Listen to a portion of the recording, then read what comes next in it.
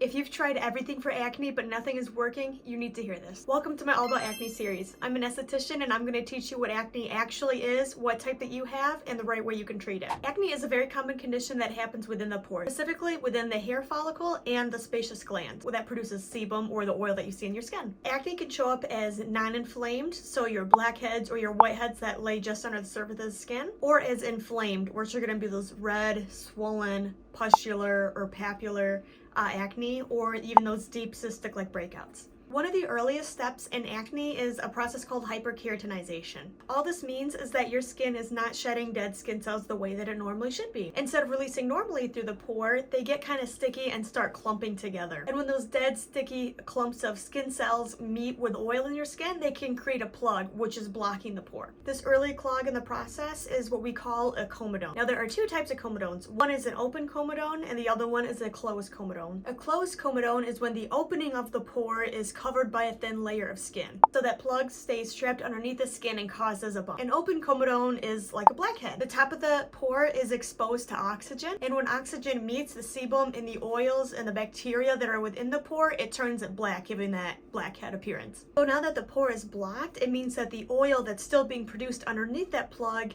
is getting stuck. And that trapped oil beneath the plug starts to stretch on the walls of the follicle and change the environment. This is where the acne bacteria, otherwise known as C. acne bacteria, starts to come into play. And normally C. acne bacteria actually lives in a positive and healthy way on our skin and within our pores. But now that the environment has changed, the bacteria can start to overgrow and start to release substances that can irritate the follicle. So then your immune system kicks into action to help fight that inflammation and that infection within the follicle. And that's what's going to result in that red, sore, irritated, hot feeling. And as that pressure continues to build within the pore, it can end up leading to pustules or papules. And worst case scenario, if that follicle wall can't take the pressure anymore, it can rupture, which means that all the debris, the bacteria, the oils that was in that pore starts flooding out into the dermis, which are the deeper layers of the skin. And this can lead to more cystic-like breakouts. While we're on the topic, actually, when you look at a pimple or zit that you have on your skin that comes to a head,